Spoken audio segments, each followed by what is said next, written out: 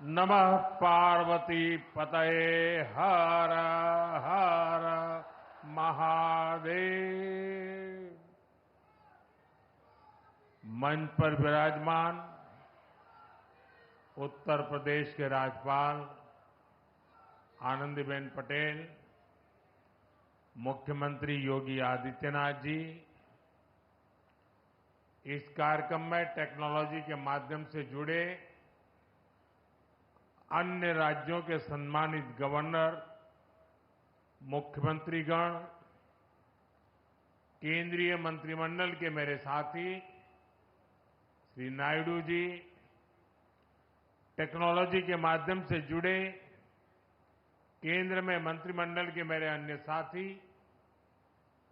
UP के उप मुख्यमंत्री केशव प्रसाद मौर्य और ब्रजेश पाठक जी, यूपी सरकार के अन्य मंत्रीगण, सांसद और विधायकगण और बनारस के मेरे प्यारे भाई और बहनों,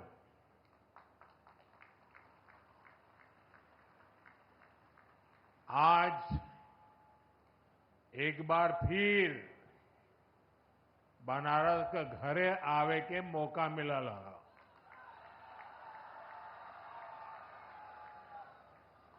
आज चेतगंज में नकटैया का मेला भी हो। धनतेरस, दीपावली और छठी मैया के त्योहार सब आवत है। और से पहले आज काशी विकास के पर्व का साक्षी बनत है। आप सबके बहुत खूब बधाई।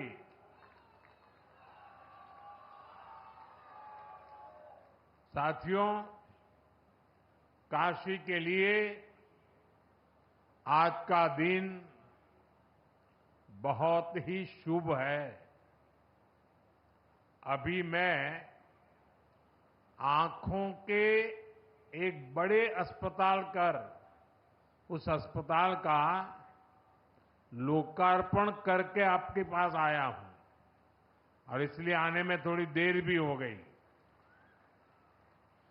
शंकरा नेत्र अस्पताल से बुजुर्गों और बच्चों को बहुत मदद मिलने वाली है।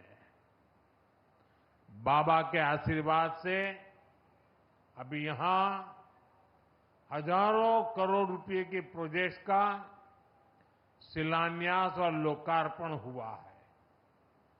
इनमें देश और यूपी के विकास की उसको नई ऊंचाई देने वाले प्रोजेक्ट भी हैं। आज यूपी, बिहार, पश्चिम बंगाल, एमपी और छत्तीसगढ़ में अलग अलग एयरपोर्ट्स का शुभारंभ हुआ है। इसमें बाबतपुरा एयरपोर्ट के अलावा आगरा और सहारनपुर का सरसावा एयरपोर्ट भी शामिल है। कुल मिलाकर देखें तो आज शिक्षा, कौशल विकास, खेल, स्वास्थ्य, पर्यटन, हर सेक्टर के प्रोजेक्ट्स बनारस को मिले हैं। ये सारे प्रोजेक्ट्स सुविधा के साथ साथ हमारे नौजवानों के लिए रोजगार के अनेक नए अवसर भी लेकर आए हैं। यहां तो सारनाथ है, भगवान बुद्ध की उपदेश भूमि है। कुछ दिन पहले ही मैं अधिधम्म महोत्सव में सम्मिलित हुआ था। आज मुझे सारनाथ के विकास से जुड़ी करोड़ों रुपए की परियोजनाओं का लोकार्पण करने का भी अवसर मिला है। और आप तो जानते हैं, कुछ समय पहले हमने कुछ भाषाओं को शास्त्रीय भाषा के रूप में मान्यता दी। उसमें पाली और प्राकृत भाषाएं भी है और पाली भाषा का सारनाथ से विशेष नाता है, काशी से विशेष नाता है, प्राकृत भाषा का भी विशेष नाता है और इसलिए उसका शास्त्रीय भाषा के रूप में गौरव प्राप्त होना ये हम सबके लिए गौरव का विषय है। मैं विकास की इन सभी परियोजनाओं के लिए आप सब मेरे काशीवासियों को और देश के सभी नागरिकों को बहुत बहुत बधाई देता हूं। साथियों, आपने मुझे जब लगातार तीसरी बार सेवा करने का आदेश दिया था तब मैंने 3 गुना गति से काम करने की बात कही थी। अभी सरकार को बने 125 दिन भी नहीं हुए हैं। इतने कम समय में ही देश में 15 लाख करोड़ रुपए से अधिक की योजनाओं, परियोजनाओं पर हम काम शुरू कर चुके हैं। इसमें से ज्यादातर बजट गरीबों, किसानों और नौजवानों के नाम पर रहा है। आप सोचिए, 10 साल पहले तक सरकार के लाखों करोड़ रुपयों के घोटालों की चर्चा अखबारों में छाई रहती थी। बातचीत का मुद्दा ही लाखों करोड़ों का घोटाला होता था। आज सिर्फ 125 दिन में ही 15 लाख करोड़ रुपए का काम शुरू होने की चर्चा घर घर में हो रही है। यही तो वो बदलाव है जो देश चाहता है। जनता का पैसा जनता पर खर्च हो, देश के विकास पर खर्च हो, पूरी ईमानदारी से खर्च हो, ये हमारी बड़ी प्राथमिकता है। साथियों, बीते 10 सालों में हमने देश में इंफ्रास्ट्रक्चर निर्माण का एक बहुत बड़ा अभियान शुरू किया है और इंफ्रास्ट्रक्चर के इस अभियान के 2 सबसे बड़े लक्ष्य हैं। पहला लक्ष्य निवेश से नागरिकों की सुविधा बढ़ाने की है। दूसरा लक्ष्य निवेश से नौजवानों को नौकरी देने का है। आज देश भर में आधुनिक हाईवे बन रहे हैं, नए नए रूट्स पर रेलवे ट्रैक बिछाए जा रहे हैं, नए नए एयरपोर्ट बन रहे हैं और ये सिर्फ ईंट, पत्थर और लोहे सरिया का काम नहीं हो रहा, बल्कि इससे लोगों की सुविधा बढ़ रही है। देश के युवाओं को नौकरियां भी मिल रही है। साथियों, आप देखिए, जब हमने बाबतपुरा एयरपोर्ट वाला हाईवे बनाया, एयरपोर्ट पर आधुनिक सुविधाएं बढ़ाई, तो क्या फायदा सिर्फ आने जाने वालों को मिला? नहीं, इससे बनारस के कितने ही लोगों को रोजगार मिला। इससे खेती, उद्योग और पर्यटन तीनों को बल मिला। आज बनारस आने वाले लोगों की संख्या तेजी से बढ़ी है। कोई घूमने के लिए आ रहा है, कोई व्यापार के लिए आ रहा है और इसमें फायदा आपका हो रहा है। इसलिए अब जब बाबतपुर हवाई अड्डे का और विस्तार होगा तो आपको और ज्यादा फायदा होगा। आज इस पर काम भी शुरू हो गया है। ये काम जब पूरा हो जाएगा तो यहां ज्यादा विमान उतर पाएंगे।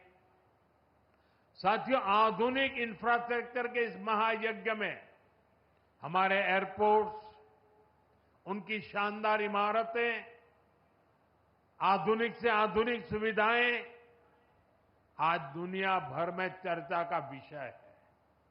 2014 में हमारे देश में सिर्फ 70 एयरपोर्ट थे और नायडू जी ने अभी विस्तार से उसका वर्णन किया।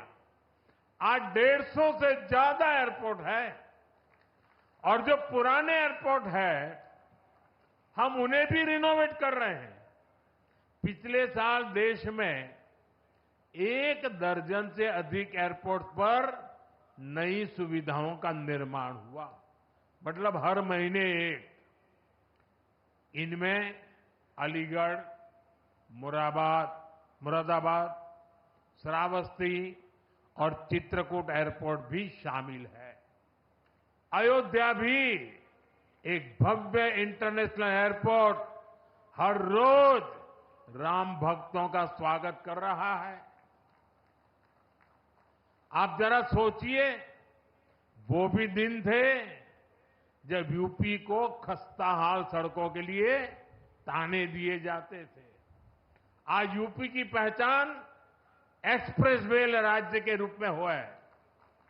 आज यूपी की पहचान सबसे अधिक इंटरनेशनल एयरपोर्ट वाले राज्य की है। नोएडा के जेवर में भी जल्द ही एक भव्य इंटरनेशनल एयरपोर्ट बनकर तैयार होने जा रहा है। यूपी की इस प्रगति के लिए मैं योगी जी, केशव प्रसाद मौर्य जी, ब्रिजेश पाठक जी, उनकी पूरी टीम की सराहना करता हूं। साथियों, बनारस का सांसद होने के नाते भी जब यहां की प्रगति देखता हूं तो संतोष होता है। काशी को शहरी विकास की मॉडल सिटी बनाने का सपना तो हम सभी ने साथ मिलकर देखा है। एक ऐसा शहर जहां विकास भी हो रहा है और विरासत भी संरक्षित हो रही है। आज काशी की पहचान बाबा विश्वनाथ के भव्य और दिव्य धाम से होती है। आज काशी की पहचान रुद्राक्ष कन्वेंशन सेंटर से होती है। आज काशी की पहचान रिंग रोड और गंजारी स्टेडियम जैसे इंफ्रास्ट्रक्चर प्रोजेक्ट से होती है। आज काशी में रोपवे जैसी आधुनिक सुविधा बन रही है।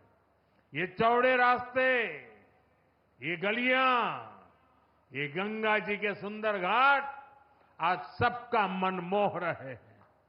साथियों, हमारा निरंतर प्रयास है कि हमारी काशी, हमारा पूर्वांचल व्यापार कारोबार का और बड़ा केंद्र बने। इसलिए कुछ दिन पहले ही सरकार ने गंगा जी पर एक नए रेल रोड ब्रिज के निर्माण को स्वीकृति दी है। जॉन राजघाट का पुल होना, एकरे पास में एक थे भव्य पुल और बने जा था। एकरे नीचे कई थे ट्रेन चले और ये ऊपर 6 लेन का हाईवे भी बनी। एक कर लाभ बनारस और इस चंदौली के लाखन लोगन के मिले। साथियों, हमारी काशी अब खेलों का भी एक बहुत बड़ा केंद्र बनती जा रही है। सीगरा स्टेडियम अब नए रंग रूप में आपके सामने है। नए स्टेडियम में राष्ट्रीय प्रतियोगिताओं से लेकर ओलंपिक तक की तैयारियों के इंतजाम हो गए हैं। यहां खेलों की आधुनिक सुविधाएं बनी हैं। काशी के नौजवान खिलाड़ियों का सामर्थ्य क्या है, ये सांसद खेल प्रतियोगिता के दौरान हमने देखा है। अब पूर्वांचल के हमारे बेटा बेटी का बड़ा खेल के तैयारी बढ़े। अच्छी सुविधा मिल गई है। साथियों, समाज का विकास तब होता है जब समाज की महिलाएं और नौजवान सशक्त होते हैं। इसी सोच के साथ सरकार ने नारी शक्ति को नई शक्ति दी है। करोड़ों महिलाओं को मुद्रा लोन देकर उन्हें व्यापार करने की सहूलियत दी गई है। आज हम गांव-गांव में लखपति दीदी बनाने के लिए काम कर रहे हैं। आज गांव की हमारी बहनें अब ड्रोन पायलट भी बन रही है। और ये तो काशी है, यहां साक्षात शिव भी माता अन्नपूर्णा से भिक्षा मांगते हैं। काशी ये सिखाती है कि समाज तभी समृद्ध होगा जब नारी सशक्त होगी। इसी भावना से हमने विकसित भारत के हर संकल्प में नारी शक्ति को केंद्र में रखा है। जैसे पीएम आवास योजना ने करोड़ों महिलाओं को उनके अपने घर की सौगात दी है। इसका बहुत बड़ा लाभ यहां बनारस की महिलाओं को भी मिला है। आपको पता है, सरकार अब 3 करोड़ और नए घर बनाने जा रही है। यहां बनारस में भी जिन महिलाओं को पीएम आवास के घर नहीं मिले, उन्हें भी जल्द से जल्द ये घर दिए जाएंगे। हमने घर घर नल से जल और उज्ज्वला गैस तो पहुंचाई है। अब मुफ्त बिजली और बिजली से कमाई वाली योजना भी चल रही है। पीएम सूर्य घर मुफ्त बिजली योजना से हमारी बहनों का जीवन और आसान होने वाला है। साथियों, अपनी काशी बहुरंगी सांस्कृतिक नगरी है। यहां भगवान शंकर का पावन ज्योतिर्लिंग है, मणिकर्णिका जैसा मोक्ष तीर्थ है, यहां सारनाथ जैसा ज्ञान स्थल है। दशकों दशक बाद बनारस के विकास के लिए इतना काम एक साथ हो रहा है। वरना काशी को तो जैसे उसके हाल पर छोड़ दिया गया था।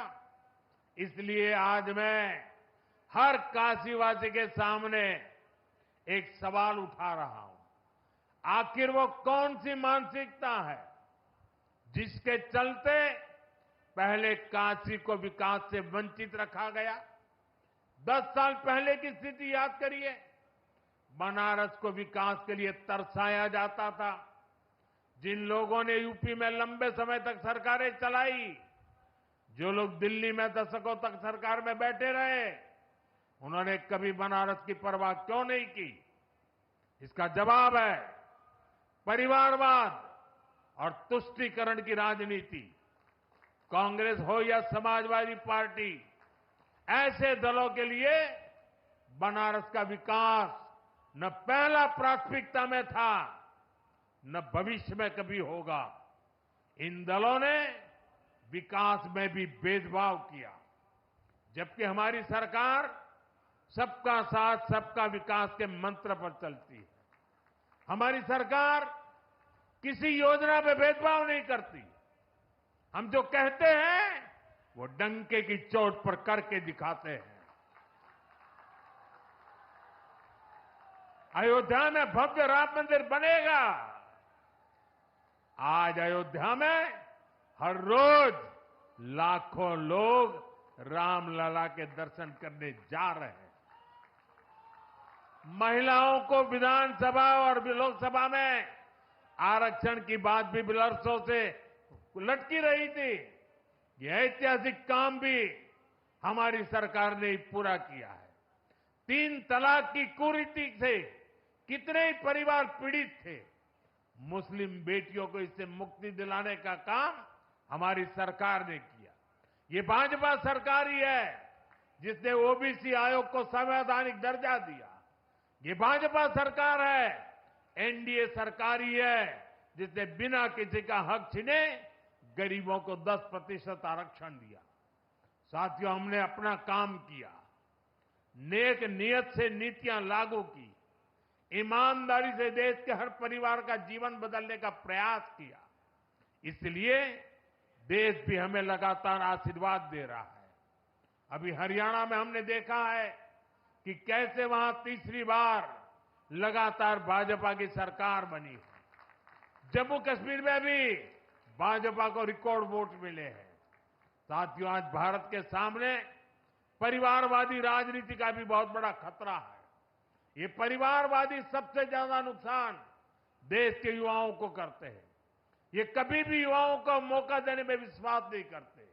इसलिए मैंने लाल किले से आह्वान किया है, मैं देश के 1 लाख ऐसे नौजवानों को राजनीति में लाऊंगा जिनके परिवार का राजनीति से कोई लेना देना नहीं है।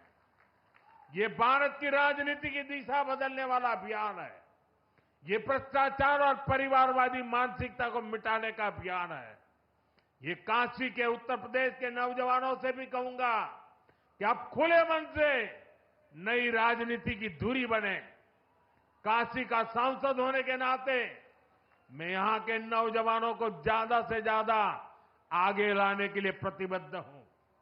साथियों, काशी का ये मंच एक बार फिर पूरे देश के नए विकास प्रतिमानों का आरंभ स्थल बना है। काशी एक बार फिर राष्ट्र को नई गति देने का साक्षी बनी है। मैं एक बार फिर आज के विकास कार्यक्रम से जुड़े सभी राज्यों को, सभी माननीय गवर्नर्स को, सभी माननीय मुख्यमंत्रियों को और काशी के लोगों को, देशवासियों को बहुत बहुत बधाई देता हूं।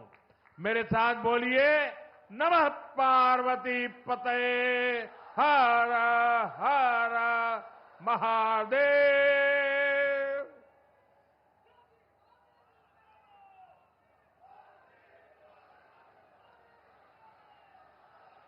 अपनी काशी बहुरंगी सांस्कृतिक नगरी है। यहां भगवान शंकर का पावन ज्योतिर्लिंग है, मणिकर्णिका जैसा मोक्ष तीर्थ है, यहां सारनाथ जैसा ज्ञान स्थल है। दशकों दशक बाद बनारस के विकास के लिए इतना काम एक साथ हो रहा है। वरना काशी को तो जैसे उसके हाल पर छोड़ दिया गया था। इसलिए आज मैं हर काशीवासी के सामने एक सवाल उठा रहा हूं। आखिर वो कौन सी मानसिकता है जिसके चलते पहले काशी को विकास से वंचित रखा गया? 10 साल पहले की स्थिति याद करिए। बनारस को विकास के लिए तरसाया जाता था। जिन लोगों ने यूपी में लंबे समय तक सरकारें चलाई, जो लोग दिल्ली में दशकों तक सरकार में बैठे रहे, उन्होंने कभी बनारस की परवाह क्यों नहीं की? इसका जवाब है परिवारवाद और तुष्टीकरण की राजनीति। कांग्रेस हो या समाजवादी पार्टी, ऐसे दलों के लिए बनारस का विकास न पहला प्राथमिकता में था, न भविष्य में कभी होगा। इन दलों ने विकास में भी भेदभाव किया, जबकि हमारी सरकार सबका साथ सबका विकास के मंत्र पर चलती है। हमारी सरकार किसी योजना में भेदभाव नहीं करती। हम जो कहते हैं वो डंके की चोट पर करके दिखाते हैं। अयोध्या में भव्य राम मंदिर बनेगा। आज अयोध्या में हर रोज लाखों लोग रामलला के दर्शन करने जा रहे हैं। महिलाओं को विधानसभा और लोकसभा में आरक्षण की बात भी वर्षों से लटकी रही थी। यह ऐतिहासिक काम भी हमारी सरकार ने पूरा किया है। 3 तलाक की कुरीति से कितने ही परिवार पीड़ित थे। मुस्लिम बेटियों को इससे मुक्ति दिलाने का काम हमारी सरकार ने किया। ये भाजपा सरकार ही है जिसने ओबीसी आयोग को संवैधानिक दर्जा दिया। ये भाजपा सरकार है, एनडीए सरकार ही है जिसने बिना किसी का हक छीने गरीबों को 10% आरक्षण दिया।